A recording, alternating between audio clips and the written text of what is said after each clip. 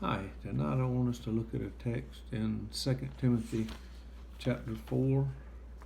It's Paul is talking to Timothy, one of his converts, and he was called into the preaching ministry under Paul's ministry.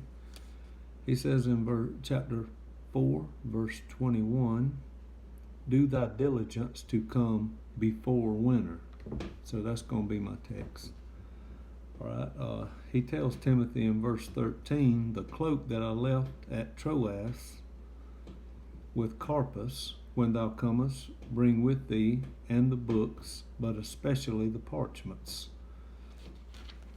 So he's telling Timothy to come before winter, because in the Ruckman Study Bible it says, since winter made traveling in the Mediterranean very dangerous and sometimes impossible, see Acts 27:9-12, Timothy was told to come as soon as he could. We do not know whether he made it, but if he came late, Paul would have already had his head cut off. He may have even been in an unmarked grave, and Timothy wouldn't have known where he was, where he was buried. A lot of people were buried in mass unmarked graves. So a lot of these Confederate monuments that's why a lot of them were erected, is because a lot of our men went off to defend our home against terrorists and aggressive warfare waged on us, and they never came back. Nobody knew what happened to them. They pretty much knew they died, but they didn't know where they died or where they were buried, or even if they were lucky enough to get buried. And he wouldn't have known if he would have got there late. He wouldn't have known if Paul where he was buried, or there wouldn't have been a marker or anything like that. Paul says in verses 6 and 7 of chapter 4, for I am now ready to be offered, and the time of my departure is at hand. Death is called departure in the scriptures. Rebecca, her soul was in departing in the book of Genesis. So contrary to what a Jehovah's Witness teaches, your soul leaves your body at death. And Ecclesiastes says the spirit goes back to God, saved or lost, doesn't matter, it goes back to God. That's the wind, the breath in you, the life in you, and the soul goes, if you're saved, the soul is escorted back to God by the angels. Lazarus in Luke 16, he died and his soul was escorted by the angels, because there's a lot of demoniac powers. The devil is the prince and power of the air, and they got to go through the air to get to the Lord. So you need an escort. In the book of Daniel, those prince of Persia fought with Michael the archangel, and was giving him a hard time answering Daniel's prayers. The devil's got a lot of power, and he's the prince and power of the air, so God gave him some kind of power over that, and you don't need to be messing around outer space, but that's just the way it is. Okay, and he says the time of my departure is at hand in verse 6. and verse 7 he says, for I have fought a good fight, and I have finished my course, I have kept the faith. Okay, that is Paul's testimony. I want that to be your testimony. I want that to be my testimony. Unlike Jacob in the Old Testament, he got before Pharaoh and he said, I'm an old man, and I've seen a lot of evil years, and a lot of bad things has happened unto me. Woe is me, Paul says, I fought a good fight, I finished my course, and I've kept the faith, and the part and to be with the Lord is gain.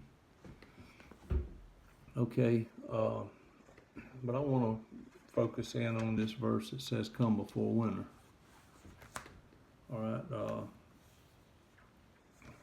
In the book of Psalms, it says you have 70 years, basically. Now, before the flood, and Adam Eve and that bunch before the flood, they lived to be hundreds of years old.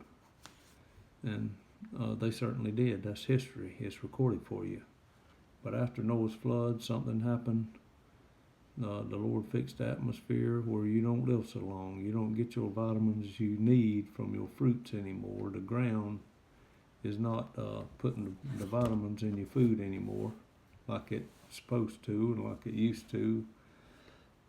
The ozone, the canopy, and all that is not strong like it used to be. So the book of Psalms says now you've got 10 years, scores 20 years, so 3 of those is 60 and 10 is 70. You got 70 years. So if you write it out like on a little timeline here, my pencil, it says 10, you'd be 10 years old, then you get in your 20s, and then your 30s, and then your 40s, and then your 50s. You start getting around in the 40s and 50s here, your winter's setting in. This is the spring and the summer of life right up in here. Up into about 40 years old. 40 is the old age of youth. 50 is the youth of old age. Now I'm up in here. It's winter for me. I'm in the youth of my old age, but I'm in my old age. You get to up in here around 40, you're an elder. I don't care if you're a man or a woman, you're a Christian, you're a born again child of God, you're an elder in the church. You get up in here around 40. But look how little bit of your life is spent as a teenager. You spend like 7 years as a teenager. 7 years out of 70. You don't spend much years as a teenager at all. And look how much youth you got. You don't spend, you got like about, 27 years of youth? You're going to be old before you know it. So if you want to get something done, you better get it done before winter. And here's the winter. And if you get, and the Bible says in the book of Psalms, you might get over 70, and a lot of people do, especially with new medicine the way it is now.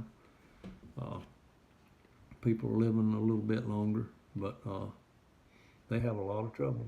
A lot of trouble with their joints, a lot of trouble with their, I'm having trouble. My cholesterol is going up, my triglycerides are going up, my blood pressure is going up. I'm not getting much good news when I go to the doctor. I used to could run 5 miles like walking through a park. Now I hardly ever can make a 5-mile run anymore. I can run 3 miles fairly easily, but and I'm talking about road miles, hard asphalt, uphills, dogs chasing you, squirrels. Real miles, not this stuff where you go to the high school and run on the flat track, Okay. But my human growth hormone, HGH, is down. Everything's down that's supposed to be up, it's just I don't get good news anymore when I go to the doctor. I used to pride myself on how healthy I was, and I've been working at it for years. I've lifted weights and push-ups and run and all that kind of stuff. But once you get a certain age, it just you just can't hold on to it fully. You can stay in good shape, but you can't. You're not as fast as you used to be, or the endurance you used to be. But we don't know, like Dr. Ruckman said here, we don't know if Timothy made it. If he didn't make it, then he didn't.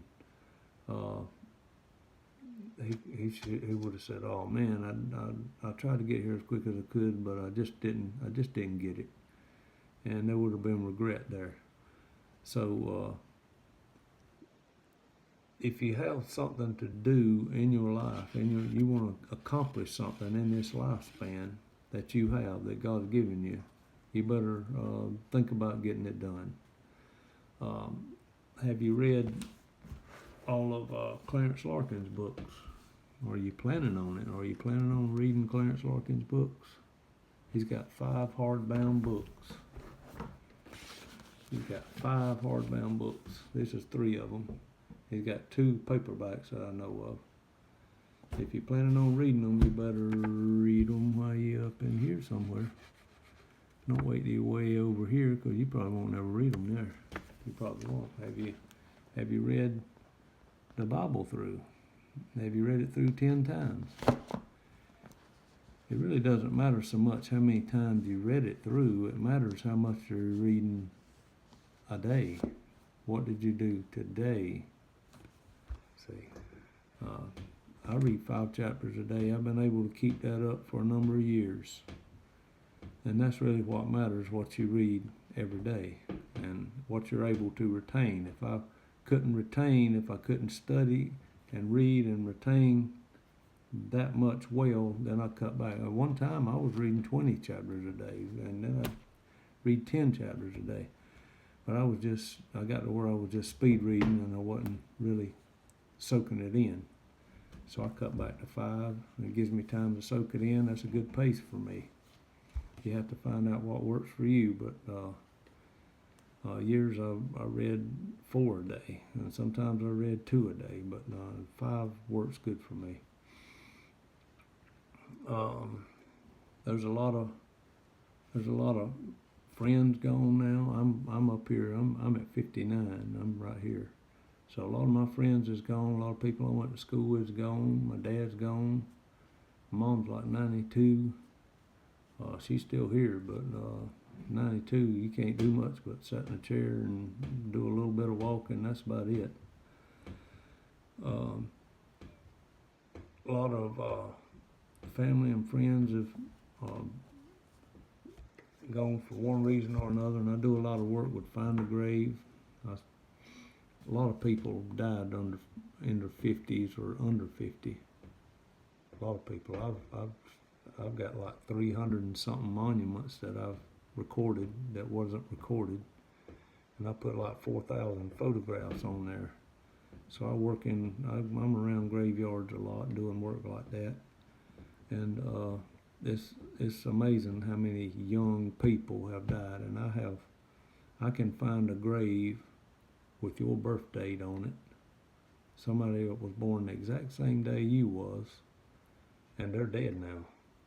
So you don't know how much time you got. You might not have 70 years. You might not even get to winter time. A lot of them died in the spring and the summer, and that's another sermon.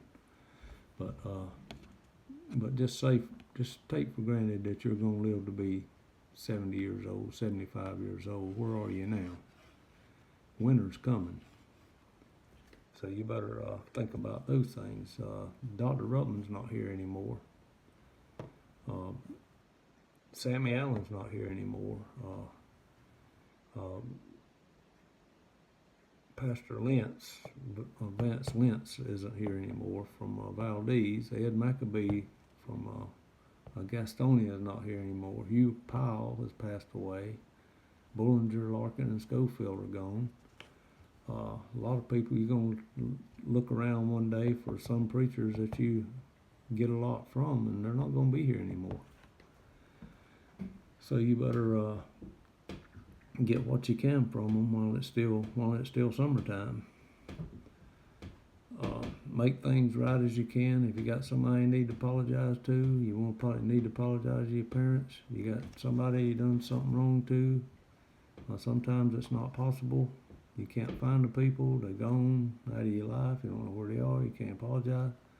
But if you do run up on them, apologize. Make all things, as many things as possible, right as possible. If somebody you want to see saved, do your best to win them to the Lord. You don't know when they're going to die. I've tried to win people to the Lord, and I've gotten the news they passed away. And as far as I knew, they never accepted Jesus Christ. And I've got bad news like that.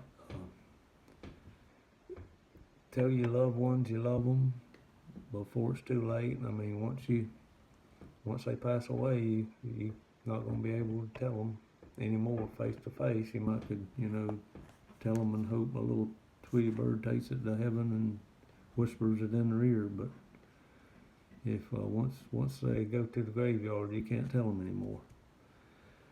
All right, get your affairs in order. Don't leave people a mess to clean up and a bunch of repairs to do. Get your wheels straightened out. Get your any kind of if you want to leave somebody something after you're gone, you put it in writing. Use as few words as possible. Get a lawyer and get it drawn up, and take care of all that. Don't let the probate judge have to do it.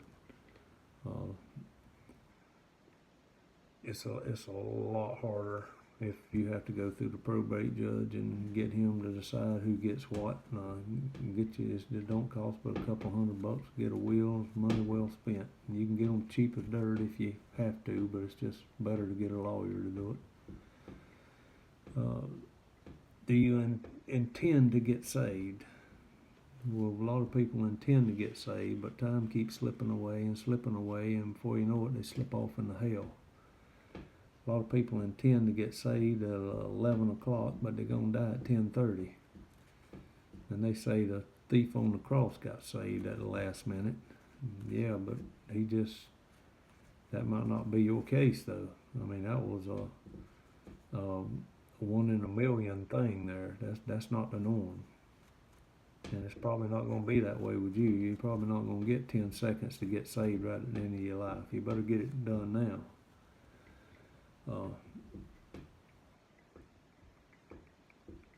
You got to have a prayer life. Well, if you go all these years and don't pray and don't pray and don't pray and don't pray, and then you get up in here and say, I got to get me a prayer life going. Well, it's too late.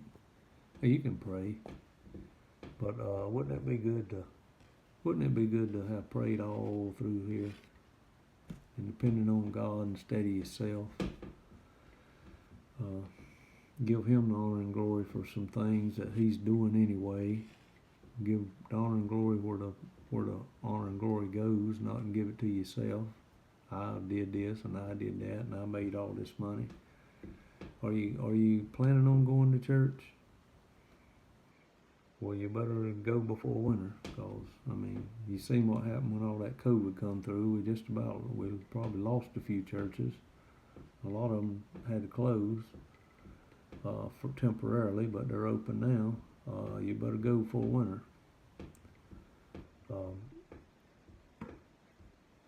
The Bible in the book of Ephesians, chapter 5, verse 16 says, redeeming the time, for the days are evil. You have to make a conscious effort to get saved. You have to make a conscious effort to redeem the time. Salvation's free. By grace are you saved through faith, and that not of yourselves, it's the gift of God, not of works, lest any man should boast. Ephesians chapter 2, verse 8 and 9. It's a free gift. But you have to do one thing. You have to accept the Lord. It's not automatic. That's the only thing you have to do. You have to take the free gift. If I give you this pencil, and I say, yo, I'm going to give you this pencil, but you don't take it, it's not yours. If I say, yo, I'm going to give you this pencil, and you reach over here and you take this pencil, it's yours. Okay? That's as simple as salvation is. It's just taking a free gift. Okay, I just want to say a few things about redeeming the time. I want you to read the Bible. I want you to understand it, and the only way to understand it is to read it. And the Ethiopian in Acts chapter 8 told Philip that, Philip said, do you understand what you're reading here? And he said, how can I, unless some man guide me? So God's giving you preachers, and he's giving you study Bibles, and he's giving you Clarence Larkin and Scofield and Bullinger and Ruckman and good pastors or local Baptist churches to teach you this book. And you take advantage of that.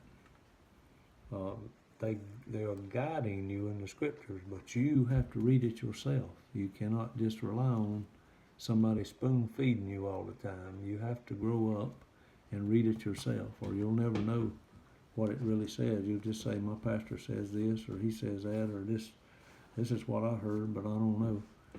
This is where it gets settled. You can listen to those people. They'll guide you. And Christ said about Pharisees and Sadducees. He said when they tell you how to observe the law of Moses, listen to them, but don't do after the works. There you can some people tell you don't listen to nobody, just get off by yourself in the woods and the Lord will show you what. If no, take advantage. There's no way you're gonna get advanced if you don't know what's been available for over 100 years. This Bible knowledge has been available for over 100 years. It's Clarence Larkin and Bullinger and Scofield, and Dr. Ruckman took all that and took it all to its logical conclusions a lot of times and went a little further than they did. So take advantage of this stuff. Okay. That's it. Short, sweet, to the point.